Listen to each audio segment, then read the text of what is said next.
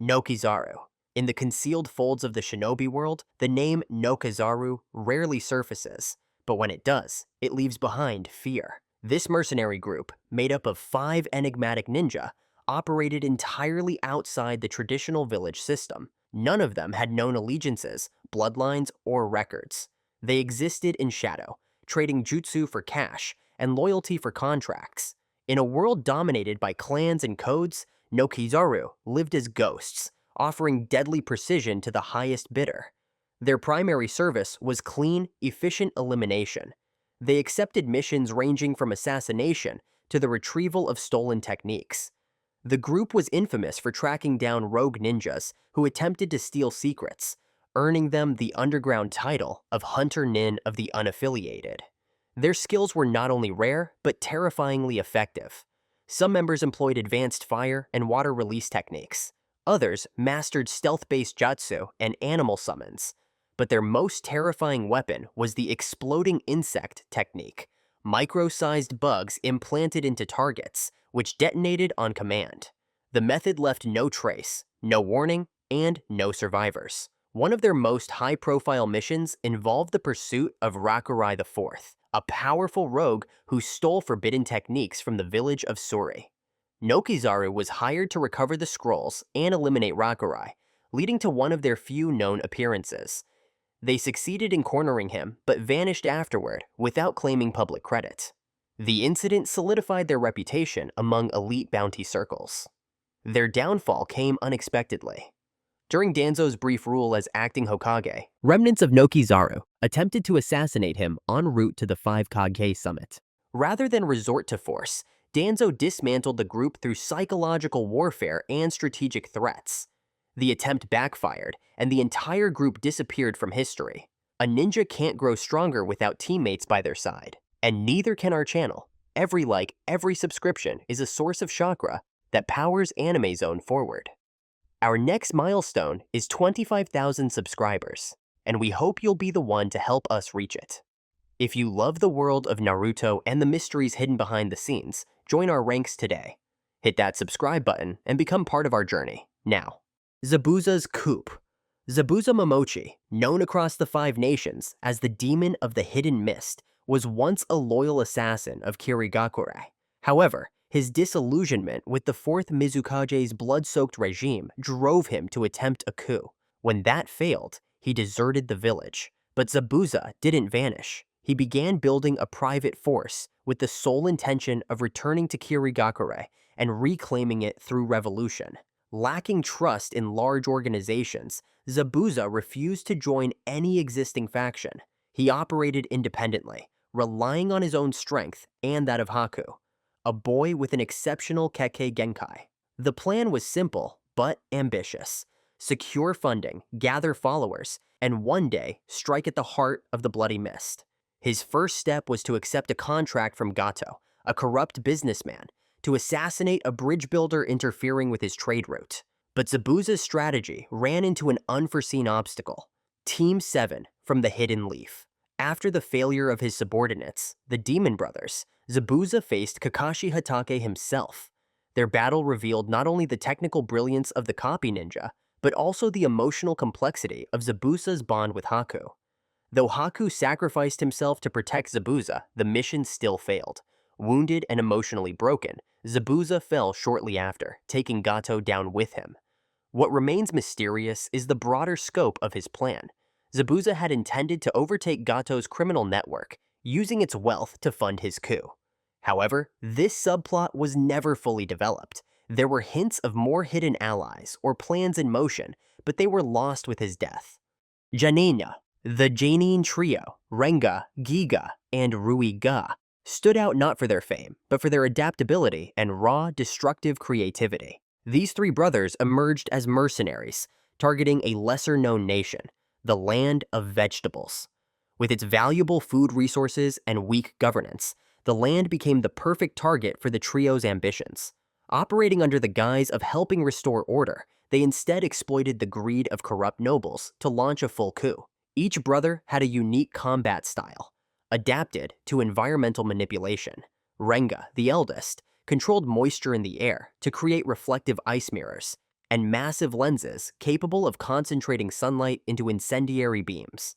Giga, with a body saturated in iron, could manipulate magnetic forces, turning metallic terrain into deadly weapons. Ruiga specialized in water-based jutsu, able to summon sharks from underground streams and flood terrain with high-pressure attacks. Despite their combined strength, internal friction plagued their coordination. They lacked trust and often acted individually, making them vulnerable to counterattacks. Their coup was interrupted by a Leaf Village team led by Naruto and Hinata, who arrived to liberate the region. The battle that followed exposed both their power and their weaknesses. Ruiga was isolated in a dry zone where he could not summon water. Giga betrayed his brother mid-fight, only to be disabled by Hinata's precise chakra strike. Renga, while the strongest, fell when Naruto cleverly reflected his solar beam back at him using a ninja tool. With the trio defeated, the coup failed, and the land of vegetables returned to peace. Underground gold exchange. Hidden from the eyes of the villages and the public, the underground gold exchange functioned as the heart of the shinobi black market. Unlike typical rogue groups, it didn't wield jutsu or launch direct attacks. Instead, it weaponized information, contracts, and the bounty system. It turned death into currency and shinobi into hired hunters.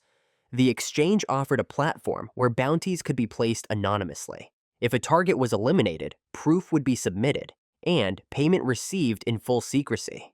The service became essential for mercenaries like Kakuzu, who frequently used it to fund his immortality experiments. Even he, a seasoned killer with little fear, avoided crossing the exchange's inner circle. One infamous case was the bounty placed on Asuma Sarutobe, a Jonin of the Hidden Leaf. The act stunned the ninja world, not only for its boldness, but for the implication that the organization operated without fear of retaliation. In response, the Leaf tracked 5 possible exchange sites. Yet when their teams arrived, the locations were already abandoned. This precision suggested an internal communication network far superior to any formal intelligence unit. What makes the exchange mysterious is its complete lack of identity. No one knows who created it, who funds it, or how its logistics are managed. There are no records, symbols, or faces associated with its operations. Transactions are quick, efficient, and untraceable. Wandering ninja. In the hierarchy of the shinobi world, training and village affiliation often define one's strength, but a scattered group of rogue ninja, sometimes called the waterfall vagabonds, operated on the fringes of that system. These individuals had no village, no formal schooling, and no bloodline advantage. Instead, they survived by imitating jutsu they witnessed during travel across nations.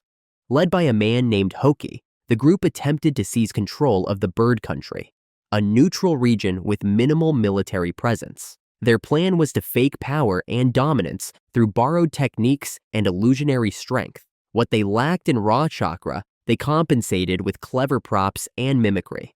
One even used a projection device to simulate summoning jutsu, fooling only the most uninformed. Their confrontation with Team Kakashi, Naruto, Neji, and Tenten quickly exposed their flaws. Neji's Byakugan nullified their tactics, identifying chakra flow and revealing deceptions. Tenten and Naruto overpowered their front line, while Kakashi made short work of Hoki. Despite their weakness, the group's existence raises questions. How did so many unaffiliated ninja band together? Where did they acquire their information?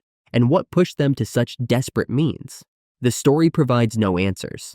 They disappear after their defeat, mentioned in neither records nor flashbacks.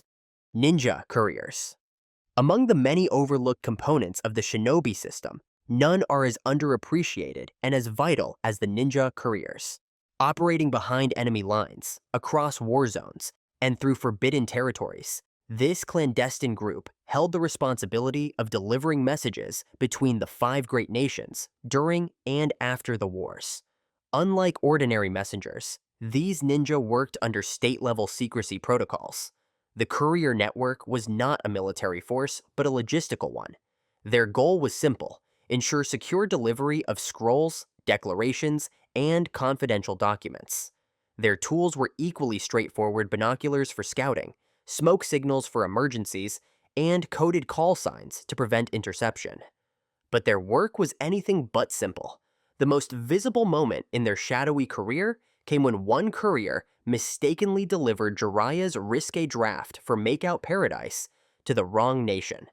It triggered a diplomatic crisis between two already hostile regions. Though the content was comedic, the political fallout was real. Jiraiya and Naruto were forced into a damage control mission, underlining how fragile peace could be. Despite the blunder, the group earned admiration for their speed, coordination, and reliability. When one member was compromised, they launched instant retrieval operations. Their level of discipline rivaled even ANBU. Yet, what remains most intriguing is their anonymity. No names, no village symbols, and no promotions. Even high-ranking shinobi like Jiraiya respected their silence. Byakuya Gang. In the age of ninja science, new threats emerged not from the battlefield, but from laboratories and back alleys. The Byakuya Gang was one such group. Led by the elusive Gecko, they infiltrated the Hidden Leaf during a time of peace, targeting the Scientific Ninja Tools Research Division. Their aim, to steal prototype technology, most notably, Katasuke's secret invention. Operating under ideological pretense, the gang posed as modern-day Robin Hoods, claiming to redistribute stolen technology to the oppressed. But their methods revealed a more calculated intent. They combined genjutsu with hacking and theft, creating illusions to mislead security forces and manipulate civilians. Their signature tactic was to misdirect pursuit with subtle chakra control and visual tricks while extracting high-level tools. Their most daring attempt was the theft of Katasuki's magnum opus. During the heist, they faced off against Boruto, Shikadai, and Team 7. While initially successful in disrupting local defenses, they underestimated their opponents. Shikadai's tactical genius and Boruto's unpredictability countered their illusions, leading to a collapse in formation. Gecko was ultimately captured by Naruto himself. With the leader gone, the group disbanded, leaving behind scattered rumors about their backers. The true mystery lies not in what they stole, but how they accessed such secure intel. Theories suggest connections to foreign nations, black market clients, or even rogue scientists from Katasuki's own field. The Byakuya Gang embodied a new kind of threat, one that didn't rely on brute force, but on subterfuge and technological leverage.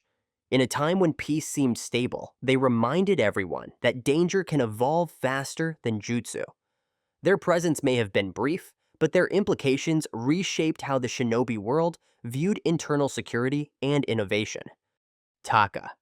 After severing ties with Orochimaru, Sasuke Uchiha formed a group driven not by loyalty, but by personal agendas. Originally named Heibi, Snake, the group was composed of Suigetsu Hozuki, Karin Uzumaki, and Jugo individuals with unique abilities and reasons for following Sasuke. Their first objective was to locate and confront Itachi Uchiha. Suigetsu, a former experiment of Orochimaru, could liquefy his body and wield the legendary blade Kubikiri-Bocho. Karin was a chakra sensor with the rare ability to heal others through her own chakra, while Jugo held uncontrollable strength tied to nature energy. Each filled a tactical role, allowing Sasuke to move independently of the villages. After Itachi's death, the team's direction shifted. Sasuke rebranded them as Taka, Hawk, and joined forces with the Akatsuki, at least on the surface. In reality, he used the alliance to gain access to Jinchuriki targets and eventually launched his attack on the 5 Kage summit. These actions marked Sasuke as a high-level international criminal. What made Taka unique was its fluid ideology. The group had no fixed doctrine, no long-term vision. Its goals evolved with Sasuke's internal transformation, from revenge to destruction to eventual redemption. Despite this, the group remained loyal to him through every shift. Taka eventually faded as Sasuke reconciled with Naruto. Suigetsu and Karin reappeared later in Boruto, continuing their own paths. Jugo, still burdened by his condition, remained on the edge of society. Taka was less a unit and more a temporary alignment of individuals moving through a storm of shifting loyalties. Their mystery lies in their impermanence. Taka was never built to last. It was a mirror of Sasuke's trauma and evolving philosophy. And as that changed, so too did the group, until it disappeared into history, leaving behind questions of what it truly stood for.